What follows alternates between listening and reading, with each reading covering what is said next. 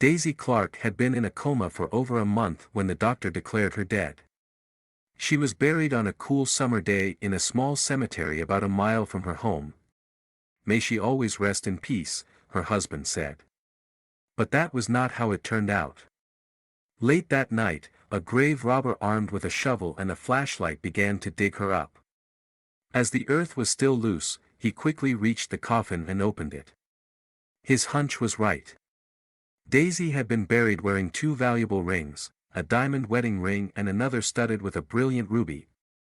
The thief knelt down and reached inside the coffin to take the rings, but they were completely stuck on Daisy's fingers. He decided that the only way to get them was to cut off her fingers.